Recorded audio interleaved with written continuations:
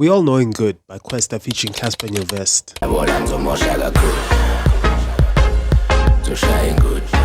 It's the ultimate chill anthem. The type of song that makes you wanna crack a cold one open and just vibe with your people.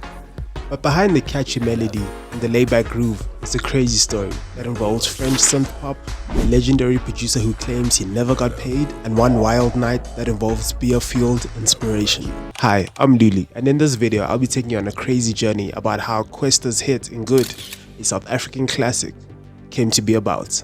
First of all, let's talk about that sample. The core of Ngud is based around Camila Del Sol, but it's not just the original, it's the 2006 remix by Joachim.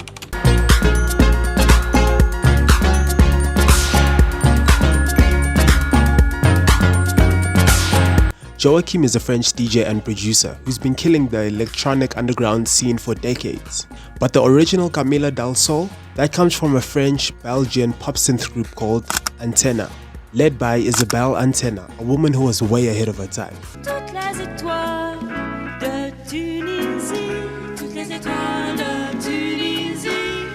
Back in the early 80s, Isabelle was a part of a pop synth group called Antenna, but they weren't a typical synth pop band.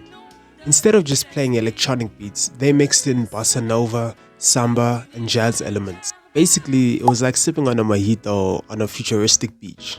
Their 1982 album, Camila Del Sol, was a 1982 underground classic, blending chilled out Latin vibes with synth pop, in a way nobody else was doing at the time.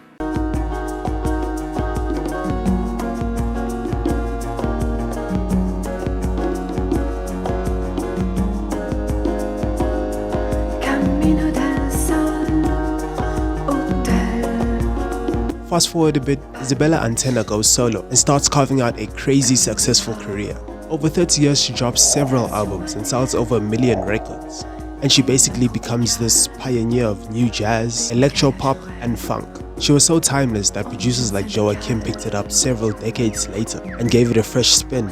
And that remix is where the story of Ngud really begins. Let's go Nadia, let's go. So shy and good. Sonota and DJ Maparisa cooked up this beat at Maparisa's house, inspired by the remix of Camila Del Sol they had heard. On one fateful night at DJ Maparisa's studio, we came in to finish a recording of one song and he said, you know, I've got this other sample that I've got. And he played the Camila Del Sol sample, which he had just slowed down. I was just sitting over his shoulder the whole time, you know, punching a drum pattern on his shoulder. And then he played that and then say, okay, fine, let's put a speakery type bass line on that song and slap it. Okay, cool.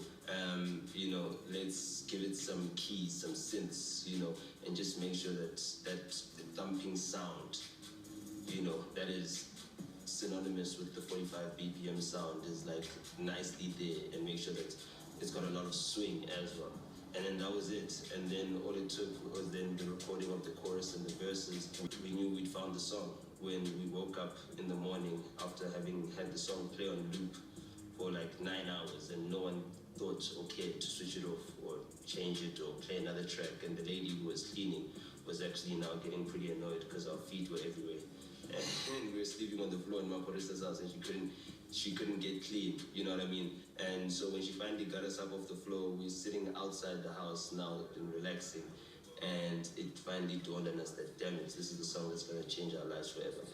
But with all its success, Ngud doesn't come without its controversy. DJ Maparisa claims he didn't get paid for his work on the song, despite it going 5 times platinum and becoming a cultural anthem. I've never even got a cent from Ngud. Not a cent from Ngud, or like from sales and whatever. I've never got nothing. It's a tough reminder of how producers and creators get overlooked in the music industry. But regardless of the drama, Ngud became a cultural phenomenon. From Isabella Antenna's pioneering synth pop to Joachim's remix and DJ Maparisa and Nota's production, Ngud is a global collaboration at its core. But it's also a story of creativity, culture, and the need for fair recognition in the music industry. Let me know your thoughts. What part of the story surprised you the most? Drop a comment below. And as always, like, subscribe, hit that bell for more music stories you didn't know you needed, and I'm out.